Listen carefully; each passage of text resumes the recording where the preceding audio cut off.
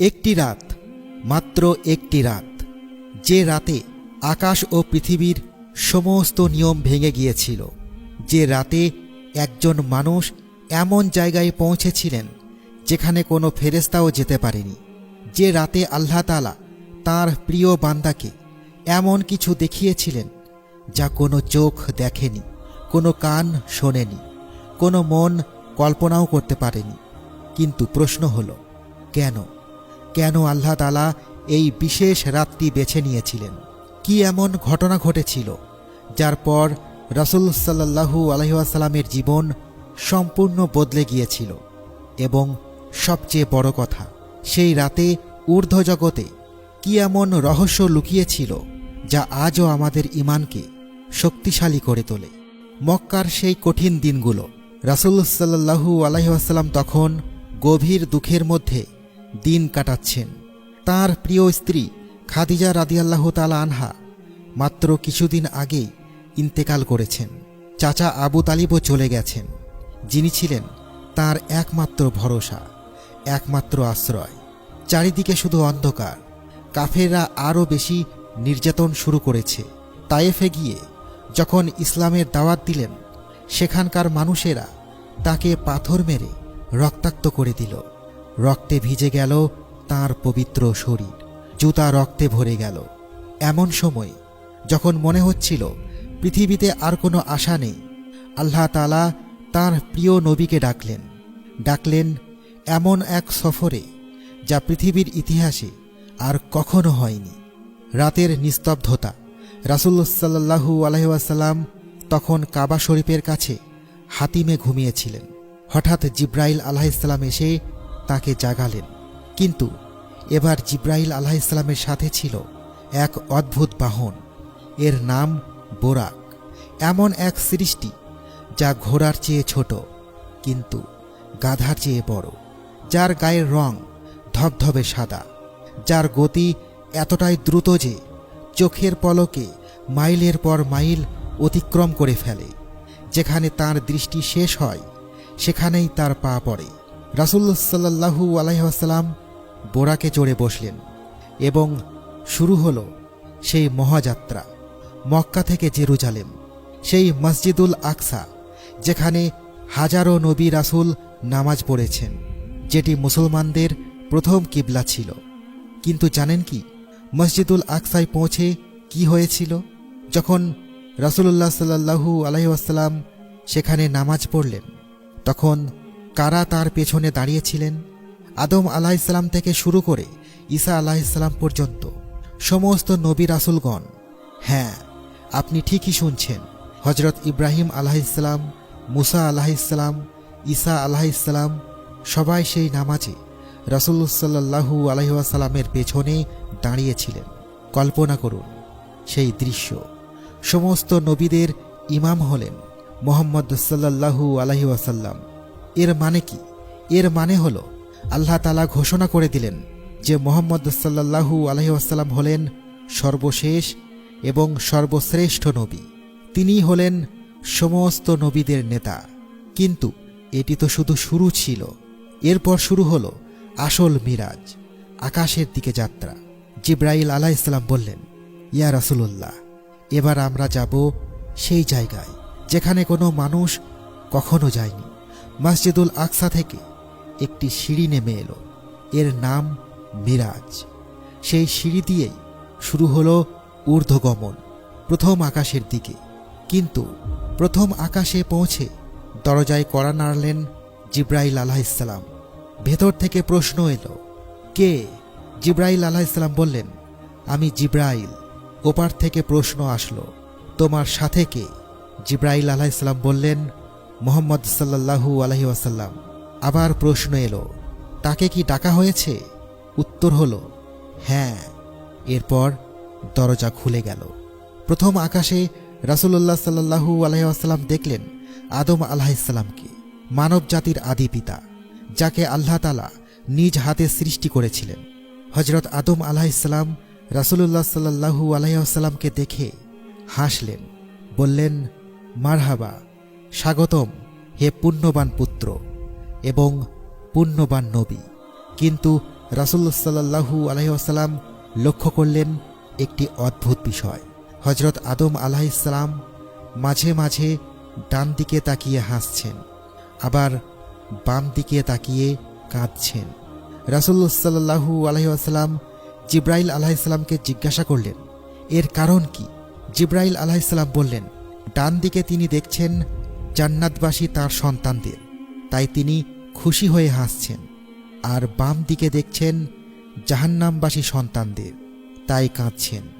ভাবুন তো, একজন পিতার কষ্ট, যিনি সন্তানদের জাহান্নাম দেখে তিনি কাঁদছেন। আর আমরা কি ভাবি আমাদের পরিণতি নিয়ে? আমরা কি চিন্তা করি আমাদের বাবা মা জান্নাতে গিয়ে আমাদের জন্য কাঁদবেন নাকি হাসবেন? এরপর দ্বিতীয় আকাশে উঠলেন। সেখানে দেখা হলো হযরত ঈসা আলাইহিস সালাম এবং ইয়াহিয়া আলাইহিস সালামের সাথে। তাঁরা দুজনে ছিলেন খালাতো ভাই। ঈসা আলাইহিস সালামকে দেখে রাসূলুল্লাহ সাল্লাল্লাহু আলাইহি ওয়াসাল্লাম অবাক হলেন। তার চেহারা ছিল লালচে সাদা, মাঝারি উচ্চতার, চুল ছিল সোজা। তাঁরাও রাসূলুল্লাহ সাল্লাল্লাহু আলাইহি ওয়াসাল্লামকে স্বাগত জানালেন, বললেন, মারহাবা, স্বাগতম হে পুণ্যবান ভাই এবং পুণ্যবান নবী। তৃতীয় আকাশে পৌঁছে রাসূলুল্লাহ সাল্লাল্লাহু আলাইহি ওয়াসাল্লাম দেখলেন হযরত ইউসুফ আলাইহিস সালামকে, এবং রাসূলুল্লাহ সাল্লাল্লাহু আলাইহি ওয়াসাল্লাম বলেছেন যে ইউসুফ আলাইহিস সালামকে দেওয়া হয়েছিল পৃথিবীর অর্ধেক সৌন্দর্য। কল্পনা করুন, পৃথিবীর সমস্ত সুন্দর মানুষের সৌন্দর্য যোগ করলে যা হয় তার অর্ধেক ছিল শুধুমাত্র হযরত ইউসুফ আলাইহিস সালামের মধ্যে। এতটাই সুন্দর ছিলেন তিনি যে মিশরের মহিলারা তাকে দেখে ছুরি দিয়ে হাত কেটে ফেলেছিল। ইউসুফ আলাইহিস সালামও রাসূলুল্লাহ সাল্লাল্লাহু আলাইহি ওয়াসাল্লামকে স্বাগত জানালেন। চতুর্থ আকাশে দেখা হলো হযরত ইদ্রিস আলাইহিস সালামের সাথে, যার সম্পর্কে আল্লাহ তাআলা কুরআনে বলেছেন, আমি তাকে উচ্চ মর্যাদায় উন্নীত করেছি। ইদ্রিস আলাইহিস সালাম ছিলেন প্রথম মানুষ যিনি কলম দিয়ে লিখতে পারতেন, যিনি জ্যোতির্বিদ্যা এবং গণিত শাস্ত্রের জ্ঞান রাখতেন। কিন্তু এরপর যা হলো তা আরও বেশি চমকপ্রদ। পঞ্চম আকাশে গিয়ে রাসূলুল্লাহ সাল্লাল্লাহু আলাইহি ওয়াসাল্লাম দেখলেন এমন এক নবীকে যার উম্মত ছিল সবচেয়ে বেশি, যার সাথে আল্লাহ তাআলা সরাসরি কথা বলেছিলেন। পঞ্চম আকাশে দেখা হলো হারুন আলাইহিস সালামের সাথে, যিনি ছিলেন মুসা আলাইহিস সালামের ভাই, যাকে আল্লাহ তাআলা নবুয়ত দিয়েছিলেন মুসা আলাইহিস সালামের সাহায্যকারী হিসেবে। হারুন আলাইহিস সালাম ছিলেন অত্যন্ত সুন্দর এবং দীর্ঘ দাড়িওয়ালা। তিনিও রাসূলুল্লাহ সাল্লাল্লাহু আলাইহি ওয়াসাল্লামকে স্বাগত জানালেন। ষষ্ঠ আকাশে পৌঁছে রাসূলুল্লাহ সাল্লাল্লাহু আলাইহি ওয়াসাল্লাম দেখলেন হযরত মুসা আলাইহিস সালামকে, যিনি আল্লাহর সাথে সরাসরি কথা বলেছিলেন, যিনি ফেরাউনের মতো শক্তিশালী শাসককে পরাজিত করেছিলেন। মুসা আলাইহিস সালাম রাসূলুল্লাহ সাল্লাল্লাহু আলাইহি ওয়াসাল্লামকে স্বাগত জানালেন। কিন্তু যখন রাসূলুল্লাহ সাল্লাল্লাহু আলাইহি ওয়াসাল্লাম এগিয়ে গেলেন, তখন মুসা আলাইহিস সালাম কাঁদতে শুরু করলেন। জিবরাইল আলাইহিস সালাম জিজ্ঞাসা করলেন, হে মুসা, আপনি কাঁদছেন কেন? মুসা আলাইহিস সালাম বললেন, আমি কাঁদছি কারণ আমার পরে এমন এক নবী এসেছেন যার উম্মত আমার উম্মতের চেয়ে বেশি সংখ্যায় জান্নাতে প্রবেশ করবে। শুনেছেন, মুসা আলাইহিস সালাম কাঁদছেন কারণ আমাদের উম্মতে মুহাম্মাদিয়া বেশি সংখ্যায় জান্নাতে যাবে। কিন্তু প্রশ্ন হলো, আমরা কি সেই যোগ্যতা অর্জন করছি? আমরা কি সেভাবে আমল করছি? এরপর সপ্তম আকাশে উঠলেন রাসূলুল্লাহ সাল্লাল্লাহু আলাইহি ওয়াসাল্লাম, এবং সেখানে দেখলেন ইব্রাহিম আলাইহিস সালামকে, যিনি হলেন নবীদের পিতা, যাকে আল্লাহ তাআলা খলিলুল্লাহ বা আল্লাহর বন্ধু উপাধি দিয়েছিলেন। ইব্রাহিম আলাইহিস সালাম বসেছিলেন বাইতুল মামুরের সামনে। এই বাইতুল মামুর হল আকাশের কাবা। প্রতিদিন ৭০,০০০ ফেরেশতা এখানে তাওয়াফ করেন, এবং যারা একবার তাওয়াফ করেন তারা আর কখনো ফিরে আসেন না, নতুন ফেরেশতারা আসেন। ইব্রাহিম আলাইহিস সালাম রাসূলুল্লাহ সাল্লাল্লাহু আলাইহি ওয়াসাল্লামকে দেখে বললেন, মারহাবা, স্বাগতম হে পুণ্যবান পুত্র এবং পুণ্যবান নবী। এরপর ইব্রাহিম আলাইহিস সালাম রাসূলুল্লাহ সাল্লাল্লাহু আলাইহি ওয়াসাল্লামকে একটি বার্তা দিলেন। বললেন, হে মুহাম্মদ, তোমার উম্মতকে আমার সালাম দিও এবং তাদের বলো যে জান্নাতের মাটি অত্যন্ত উর্বর, পানি অত্যন্ত মিষ্টি, কিন্তু জান্নাত হলো একটি সমতল ভূমি, সেখানে গাছ লাগাতে হয়, আর সেই গাছ হলো সুবহানাল্লাহ, আলহামদুলিল্লাহ, লা ইলাহা ইল্লাল্লাহু, আল্লাহু আকবার। কি চমৎকার উপমা! আমরা যতবার এই তাসবিহগুলো পড়ি ততবার জান্নাতে আমাদের জন্য একটি করে গাছ লাগানো হয়। আর আমরা কতবার এই তসবিহ পড়ি? নাকি আমরা ব্যস্ত থাকি মোবাইল স্ক্রল করতে? সপ্তম আকাশের পর রাসূল সাল্লাল্লাহু আলাইহি ওয়াসাল্লাম পৌঁছালেন সিদরাতুল মুনতাহায়। এটি হলো একটি বিশাল বড়ই গাছ। এর পাতাগুলো হাতির কানের মতো বড়, এর ফলগুলো মাটির বিশাল কলসির মতো। এই সিদরাতুল মুনতাহা হলো শেষ সীমা, এর পরে আর কোনো সৃষ্টি যেতে পারে না, এমনকি জিব্রাইল আলাইহিসসালামও না। জিব্রাইল আলাইহিসসালাম বললেন, হে আল্লাহর রাসূল, এই পর্যন্তই আমার যাওয়ার অনুমতি। এরপরে যদি আমি একটি আঙ্গুল পরিমাণ এগিয়ে যাই তাহলে আমি জ্বলে ছাই হয়ে যাব। এখান থেকে আপনাকে একাই যেতে হবে। কল্পনা করুন সেই মুহূর্ত।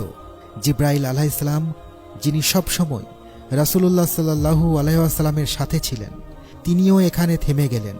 এখন রাসূলুল্লাহ সাল্লাল্লাহু আলাইহি ওয়াসাল্লাম সম্পূর্ণ একা, একেবারে একা আল্লাহর দরবারে যাচ্ছেন। কিন্তু জানেন কি সেখানে কি হয়েছিল? যখন রাসূল সাল্লাল্লাহু আলাইহি ওয়াসাল্লাম আল্লাহর সবচেয়ে কাছে পৌঁছালেন, তখন কি ঘটেছিল যা কোনো ভাষায় বর্ণনা করা সম্ভব নয়। রাসূল সাল্লাল্লাহু আলাইহি ওয়াসাল্লাম এগিয়ে গেলেন আরও উপরে, যেখানে কোনো সৃষ্টি কখনো পৌঁছায়নি, এবং সেখানে তিনি আল্লাহ তাআলার সাথে সরাসরি কথা বললেন, কোনো মাধ্যম ছাড়া, কোনো পর্দা ছাড়া। রাসূল সাল্লাল্লাহু আলাইহি ওয়াসাল্লাম বললেন, সমস্ত সম্মান, সমস্ত নামাজ, সমস্ত পবিত্রতা আল্লাহর জন্য। আল্লাহ তাআলা জবাব দিলেন, হে নবী, আপনার উপর শান্তি, আল্লাহর রহমত এবং বরকত বর্ষিত হোক। রাসূল সাল্লাল্লাহু আলাইহি ওয়াসাল্লাম বললেন, শান্তি আমাদের উপর এবং আল্লাহর সমস্ত নেক বান্দাদের উপর। আপনি জানেন এই কথোপকথন কোথায় আছে? আমাদের নামাজে। প্রতিদিন আমরা যখন তাশাহুদ পড়ি তখন আসলে আমরা সেই কথোপকথনটাই পুনরাবৃত্তি করি, যা আল্লাহ এবং তার রাসূল সাল্লাল্লাহু আলাইহি ওয়াসাল্লামের মধ্যে হয়েছিল। কিন্তু আমরা কি এর মর্ম বুঝি, নাকি শুধু মুখস্থ বলে যাই? এই সাক্ষাতেই আল্লাহ তাআলা রাসূল সাল্লাল্লাহু আলাইহি ওয়াসাল্লামকে উপহার দিলেন নামাজ। প্রথমে 50 ওয়াক্ত নামাজ ফরজ করা হলো। রাসূল সাল্লাল্লাহু আলাইহি ওয়াসাল্লাম ফিরে আসার পথে মুসা আলাইহিসসালামের কাছে গেলেন। মুসা আলাইহিসসালাম জিজ্ঞাসা করলেন, আপনার উম্মতের উপর কি ফরজ করা হয়েছে? রাসূল সাল্লাল্লাহু আলাইহি ওয়াসাল্লাম বললেন, 50 ওয়াক্ত নামাজ। মুসা আলাইহিসসালাম বললেন, ফিরে যান এবং কমানোর জন্য বলুন। আমি বনী ইসরাইলকে পরীক্ষা করেছি, আপনার উম্মত এত নামাজ পড়তে পারবে না। রাসূল সাল্লাল্লাহু আলাইহি ওয়াসাল্লাম ফিরে গেলেন। আল্লাহ তাআলা 10 ওয়াক্ত কমিয়ে দিলেন, 40 ওয়াক্ত করলেন। মুসা আলাইহিসসালাম আবার বললেন, আরও কমান। এইভাবে বারবার যাওয়া আসার পর নামাজ 5 ওয়াক্তে নেমে এলো। মুসা আলাইহিসসালাম তখনও বললেন, আরও কমান। কিন্তু রাসূল সাল্লাল্লাহু আলাইহি ওয়াসাল্লাম বললেন, না, আমি লজ্জা পাচ্ছি, আমি এতেই সন্তুষ্ট। তখন আল্লাহ তাআলা ঘোষণা করলেন, 5 ওয়াক্ত নামাজ, কিন্তু সওয়াব 50 ওয়াক্তের। সুবহানাল্লাহ, কি মহান দয়া! আমাদের 5 ওয়াক্ত নামাজ পড়তে হবে, কিন্তু সওয়াব পাবো 50 ওয়াক্তের। কিন্তু আমরা সেই 5 ওয়াক্তই ঠিকমতো পড়ি না। কত মানুষ আছে যারা ফজরের নামাজ মিস করে, কত মানুষ আছে যারা নামাজ দেরি করে পড়ে। এরপর রাসূল সাল্লাল্লাহু আলাইহি ওয়াসাল্লামকে দেখানো হলো জান্নাত এবং জাহান্নাম। জান্নাত, যেখানে এমন সব নিয়ামত আছে যা কোনো চোখ দেখেনি, যা কোনো কান শোনেনি, কোনো মন কল্পনা করেনি, যেখানে নদী বয়ে চলেছে দুধের, মধুর, শরাবের, যেখানে প্রাসাদগুলো তৈরি সোনা রূপা দিয়ে, যেখানের একটি ইটও এই পৃথিবীর সমস্ত সম্পদের চেয়ে মূল্যবান। কিন্তু জাহান্নাম, সেখানকার দৃশ্য দেখে রাসূল সাল্লাল্লাহু আলাইহি ওয়াসাল্লামের চোখে পানি এসে গেল। দেখলেন মানুষদের শাস্তি পেতে, দেখলেন যারা সুদ খেত তাদের পেট ফুলে উটের মতো হয়ে গেছে, তারা দাঁড়াতে পারছে না।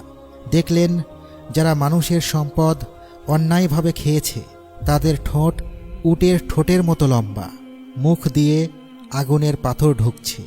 দেখলেন যারা জিনা ব্যভিচার করত তাদের সামনে রাখা আছে সুস্বাদু গোশত, কিন্তু তারা খাচ্ছে পচা দুর্গন্ধযুক্ত গোশত। দেখলেন যারা গীবত করত তারা নিজেদের মৃত ভাইয়ের গোশত খাচ্ছে। এই দৃশ্যগুলো দেখে রাসূল সাল্লাল্লাহু আলাইহি ওয়াসাল্লাম কেঁদে ফেললেন, বললেন, হে আল্লাহ, আমার উম্মতকে রক্ষা করুন। কিন্তু সবচেয়ে বড় প্রশ্ন হলো, আমরা কি এই সতর্কবাণী শুনেছি? আমরা কি আমাদের জীবন পরিবর্তন করছি? সেই অলৌকিক রাতের শেষে রাসূল সাল্লাল্লাহু আলাইহি ওয়াসাল্লাম পৃথিবীতে ফিরে এলেন। পুরো যাত্রাটি হয়েছিল রাতের একটি অংশে। যখন তিনি ঘুমাতে গিয়েছিলেন তখন তাঁর বিছানা ছিল গরম, আর যখন ফিরে এলেন তখনও বিছানা গরম হয়েছিল। সকালে রাসূল সাল্লাল্লাহু আলাইহি ওয়াসাল্লাম মানুষদের কাছে এই ঘটনাটি বললেন, কিন্তু কাফেররা হাসতে লাগলো, বলল, এটা কিভাবে সম্ভব? আমরা উটে চড়ে জেরুজালেম যেতে 1 মাস সময় লাগে, আর তুমি বলছো 1 রাতে গিয়েছ। এমনকি কিছু দুর্বল ইমানের মুসলমানও সন্দেহ করতে শুরু করল। আবু জাহেল ব্যঙ্গ করে বলল, ঠিক আছে, তুমি যদি সত্যিই জেরুজালেম গিয়ে থাকো তাহলে মসজিদুল আকসার বর্ণনা দাও। রাসূল সাল্লাল্লাহু আলাইহি ওয়াসাল্লাম বর্ণনা দিতে শুরু করলেন, কিন্তু হঠাৎ কিছু বিবরণ ভুলে গেলেন। তখন আল্লাহ তাআলা তাঁর সামনে মসজিদুল আকসার একটি দৃশ্য ভাসিয়ে দিলেন। তিনি সেটা দেখে দেখে পুরো বর্ণনা দিলেন। কাফেররা আরও প্রশ্ন করল। রাসূল সাল্লাল্লাহু আলাইহি ওয়াসাল্লাম বললেন, আমি পথে একটি কাফেলা দেখেছি, তাদের একটি উট হারিয়ে গিয়েছিল এবং তারা সেখানে খোঁজাখুঁজি করছিল। আমি তাদের পানির পাত্র থেকে পানি পান করেছি। এই কাফেলা সূর্যোদয়ের সময় মক্কায় আসবে। সবাই অপেক্ষা করতে লাগল। সূর্য উঠল এবং ঠিক সেই সময় সেই কাফেলা মক্কায় প্রবেশ করল। তারা নিশ্চিত করল যে তারা সত্যিই একটি উট হারিয়েছিল এবং কেউ তাদের পানি পান করেছিল। কিন্তু তবুও কাফেররা ঈমান আনল না, কারণ তাদের হৃদয় ছিল শক্ত পাথরের মতো।